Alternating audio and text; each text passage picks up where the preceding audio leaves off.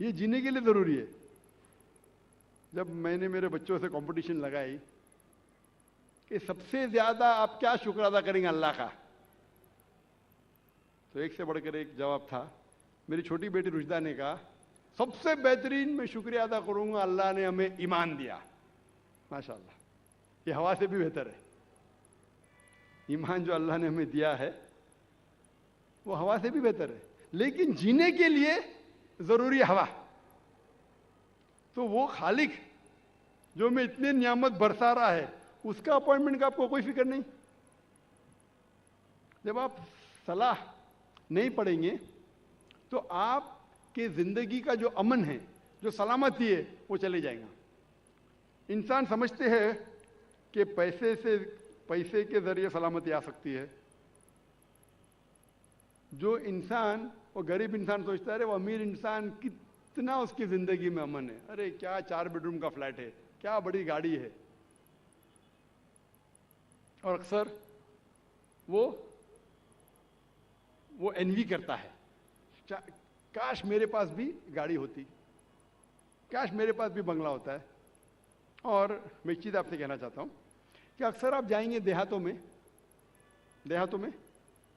जो लोग विलेज में रहते हैं, हरियाली में, वो जब देखते हैं गाड़ी को गुजरते हुए, अरे क्या गाड़ी है, काश मैं भी शहर में जाता और मेरे पास भी गाड़ी होती।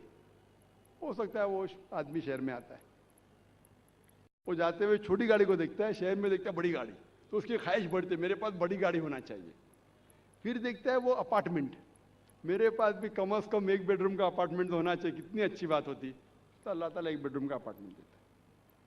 फिर वो सोचता है कि क्यों ना मेरे पास 3 बेडरूम का अपार्टमेंट हो, ख्वाहिश बढ़ती है।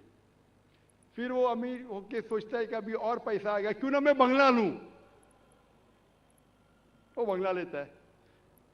फिर सोचता है कि ये बंगला अभी क्या, मैं इतने साल यहां रह रहा हूं शहर में, क्यों ना मेरा आउट हाउस हो, फार्म हाउस, 100 एकड़ का फार्म हाउस। किधर? मैं लोनावला में। किधर? पंचगनी में फार्म हाउस। तो वो 100 एकड़ का फार्म हाउस लेता है और जाता है। हम और आप फार्म हाउस में तो जा नहीं सकते ना, हमारा छोटा सा घर है इधर। फार्म हाउस, अमीर आदमी, करोड़पति है, फार्म हाउस में, और फिर जाता हरियाली में बैठता है। किधर? वही जगह जो गरीब जहां से आया था। जो गरीब हरियाली में मुफ्त में रहता था, वो बाद में शहर में आता है, बाद में अपार्टमेंट में जाता है, फिर वो वापस अमीर आदमी जाता है किधर? फार्म हाउस के अंदर। वही देहाती में जो गरीब आदमी जिंदगी भर अमन के साथ है, वो अमीर आदमी करोड़ों रुपये खर्चा करता है वो अमन को हासिल करने के लिए। तो पैसे से आपको अमन मिल ही नहीं सकता। जो अमन आपको सलाह के साथ मिलता है, उसका जो टेस्ट है वो कुछ और ही है। सलाह पढ़ने के कई फायदे हैं। सबसे पहले, सलाह ना ही आपको रूहानी दवाई देता है, लेकिन जिस्मानी भी अल्हम्दुलिल्लाह फायदे पहुंचाता है। ना ही रूहानी फायदे सलाह पढ़ने से, जिस्मानी फायदे भी है। सबसे पहले जैसे मैंने कहा कि आपका ईमान बढ़ता है।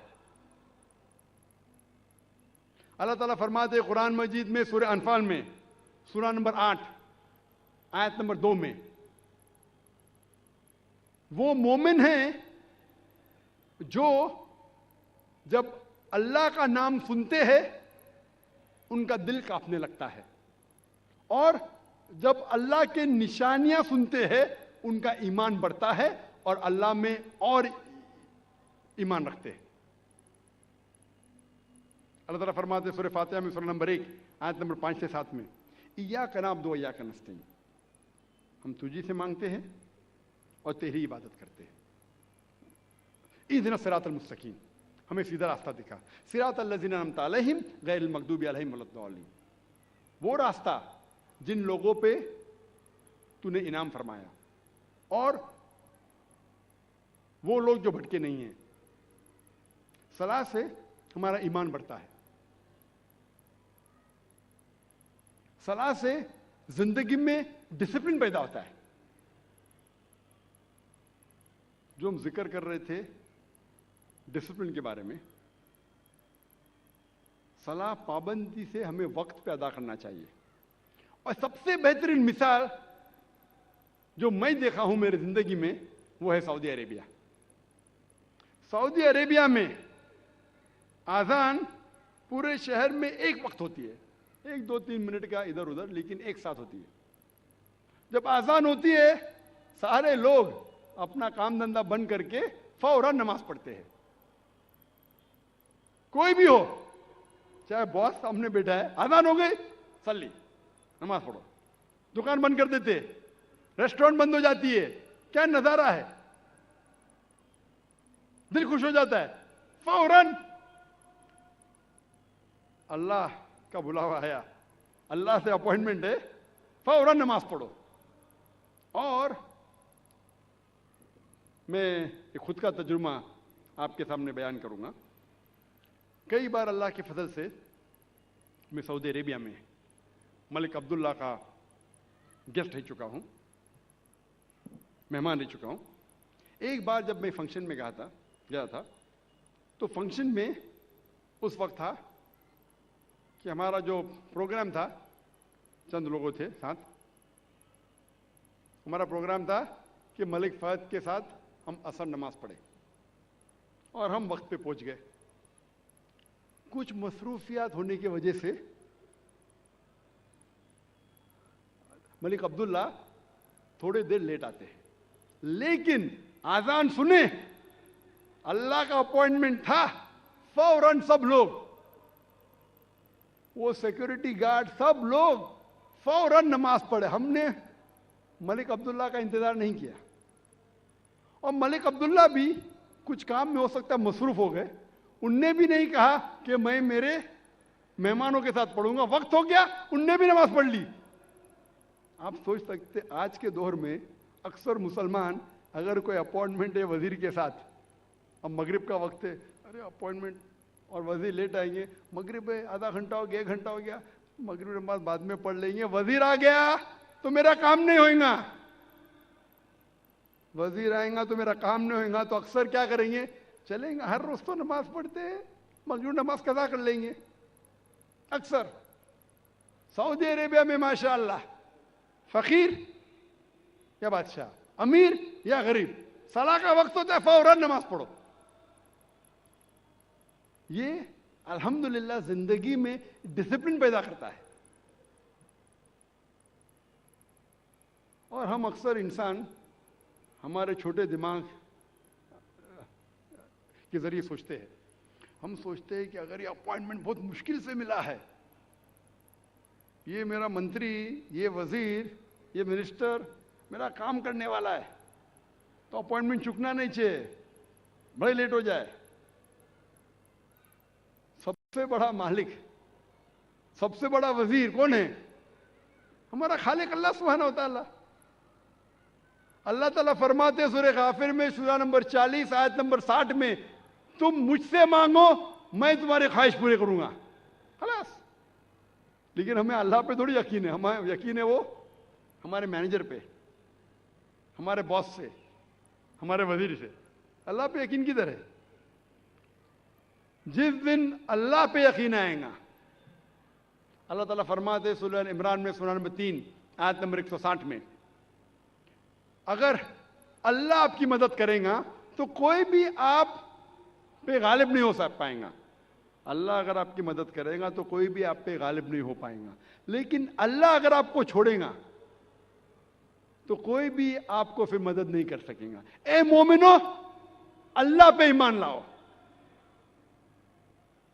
सलाह से जिंदगी में डिसिप्लिन पैदा होता है।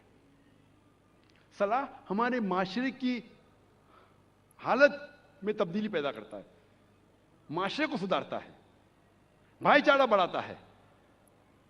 अल्लाह ताला फरमाते हैं सूरह हुजुरात में, सूरा नंबर 49 चैप्टर 49 आयत नंबर 13 में, या अय्युहन्नासु इन्ना खलकनाकुम मिन ज़करिन व उन्सा व जअलनाकुम शुऊबन व क़बाइला लितारफू इन्न अक्रमकुम इंदल्लाहि अत्क़ाकुम इन्नल्लाहा अलीमुन खबीर। ए इंसानों, हमने तुम्हें एक जोड़े, मर्द और औरत के जोड़े से पैदा किया है और तुम्हें तकसीम किया है कबाइल में, ग्रोह में, ताकि आप एक दूसरों को पहचान सको, ना कि आप एक दूसरे से नफरत करें।